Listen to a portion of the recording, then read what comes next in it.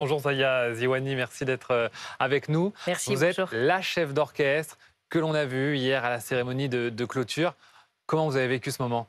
Ah bah, c'est un moment inoubliable, magique, évidemment avec toute en effet l'ambiance et la ferveur de ce public, voilà très nombreux. Et puis c'était aussi un moment de rencontre avec plein d'autres artistes. On a eu l'occasion de croiser plein d'athlètes qui venaient nous saluer autour de l'orchestre. Donc c'était vraiment un moment vraiment magique. Vous avez dirigé cet orchestre déjà devant 70 000 spectateurs dans ce stade, mais aussi devant des millions de téléspectateurs qui vous ont regardé à travers le monde. Vous réalisez ça?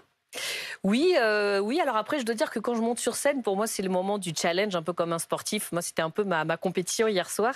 Donc, j'ai fait abstraction de tout ça pour être voilà, dans mon univers. Et ce que j'aime beaucoup dans le métier de chef d'orchestre, c'est ce challenge de quand on monte sur scène, bah, comme les sportifs, on a le droit qu'à une seule fois.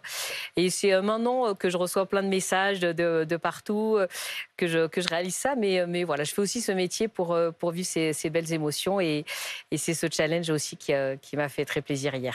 Un moment qui vous a particulièrement marqué dans cette cérémonie où vous étiez la chef d'orchestre? Oui, alors il y en a plusieurs. Alors c'était en effet la parade des athlètes, de voir tous ces pays réunis. Et j'aime faire cette musique aussi, enfin faire ce métier pour fédérer. Tout à l'heure où on parlait de cet esprit justement pendant les Jeux qui fédèrent des gens très différents. Évidemment de diriger la Marseillaise dans ce moment aussi si symbolique. Alors des Ouais. Jeux Olympiques, on en vit une fois dans une vie. Bah, des cérémonies aussi, il n'y en a pas tant que ça. Et donc d'avoir été aussi au cœur de cette belle soirée. Et donc, je dois dire, de jouer l'hymne français et l'hymne olympique dans ce moment aussi emblématique, c'est vrai que pour moi, c'était un grand honneur. Avec une pression de dingue, il y a eu énormément de préparatifs. Alors, Oui. je ne sais pas pour vous, en tout cas pour beaucoup, ça se passait la nuit. Oui, alors nous, on a travaillé sur plusieurs mois, même Mm. plusieurs semaines de préparation, des répétitions avant. Évidemment, on a aussi répété de nuit cette semaine. Donc, c'est vrai que c'était un gros challenge de pouvoir aussi s'adapter aux conditions. Il n'y avait pas que la musique, il n'y avait pas que la mise en scène, il y avait plein de paramètres. Et c'était ça aussi qui était un challenge de réunir tout le monde et d'être prêt pour le jour J hier soir. Mais ça reste pour moi, en effet, et puis pour l'Orchestre Divertimento, une expérience inoubliable. Alors, forcément, nous, on adore participer à ces grands moments de joie, ces grands moments de fête et de concert, de célébration. C'est notre métier de monter sur scène et puis d'être au top pour produire ce concert. Mais c'est vrai que c'est aussi un moment qui vient aussi jalonner une saison où on a été très actif avec l'Orchestre Divertimento sur des projets qui font la rencontre entre la musique et le sport.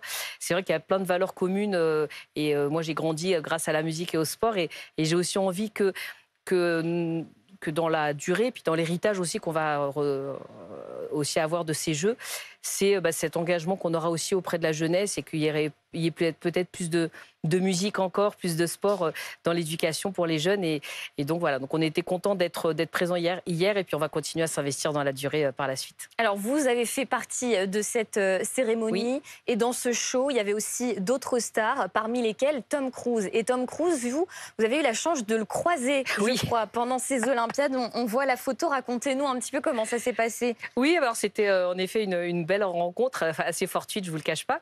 Et parce que je suis passionnée de sport, donc j'ai eu l'occasion malgré tout entre les répétitions de pouvoir assister à quelques épreuves. Et en effet, on s'est croisés à Bercy pour une compétition de gymnastique.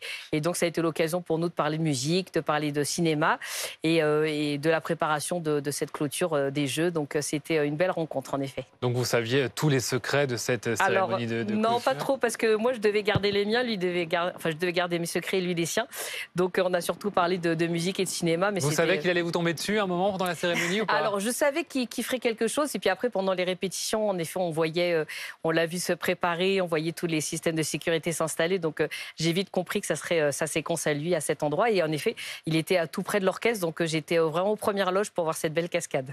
Vous nous disiez que vous êtes passionné de sport. Vous êtes allé voir des épreuves. Quelles émotions vous avez ressenties? Qu'est-ce qui vous a le plus marqué dans ce que vous avez vu? Alors, j'ai vu plein d'épreuves différentes, que ce soit du tir à l'arc, de la gymnastique, des sports qui sont très populaires et puis d'autres qui sont moins connus.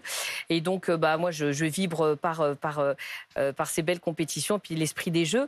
Et en fait, le sport, c'est un univers qui m'a beaucoup inspiré cette année. On a fait beaucoup de spectacles et j'ai créé des spectacles avec l'Orchestre Divertimento.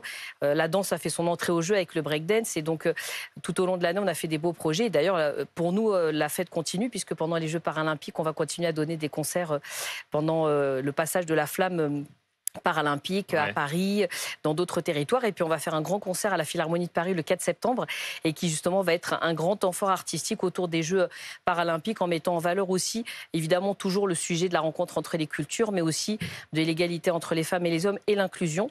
Et donc voilà, alors moi le sport ça me passionne bien évidemment, je vibre dans les compétitions mais c'est aussi un univers qui m'inspire dans mon métier de chef d'orchestre aujourd'hui.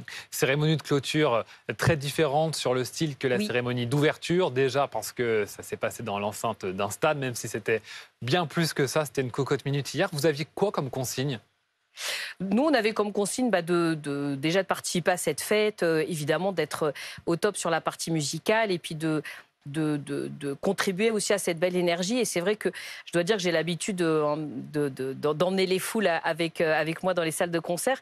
Mais hier, c'était particulièrement enthousiaste. Il y avait vraiment une atmosphère fantastique. Et donc, il fallait qu'on soit au rendez-vous. Et on l'a été. J'étais vraiment ravie de ce moment. Un mot sur votre parcours, parce que vous êtes originaire de Pantin. C'est à quelques kilomètres du Stade de France, en fait. Donc, vous étiez presque chez vous. Est-ce que ça rajoute encore de l'émotion à ce moment-là aussi, de se dire que vous venez d'ici, finalement? Oui, complètement, de l'émotion, de la fierté aussi beaucoup.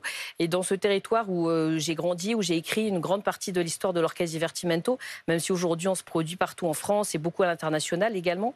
Et je dois dire que d'être dans mon territoire et de montrer ce territoire-là, qui a en effet parfois des réalités difficiles et qu'on a souvent montré plutôt sous cet angle-là, de le montrer sous le signe de l'excellence, de la fête, du sport, de la communion. Et j'étais vraiment très heureuse de représenter toute cette Seine-Saint-Denis, cette diversité aussi et cette énergie de ce territoire. Donc c'était un pari réussi en effet. Avec beaucoup de pression, quand on voit la large diffusion dans le monde entier de ces cérémonies.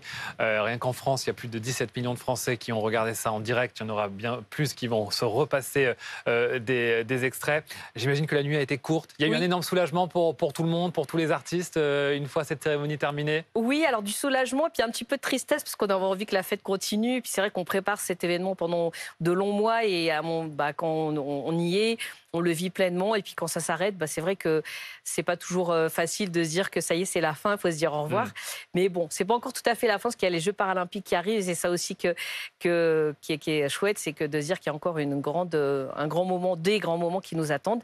Et puis nous, on va continuer à repartir en répétition assez rapidement puisque on a plein de spectacles et de concerts qui arrivent bientôt.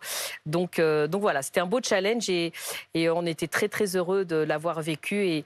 Et comme je vous le disais tout à l'heure, des Jeux, ça arrive une fois dans une vie, donc on en a profité pleinement. Merci beaucoup, Zaya Ziaouni. Beaucoup. Bravo encore pour cette prestation. Et on vous laisse un petit peu vous reposer après des semaines d'entraînement et de répétition.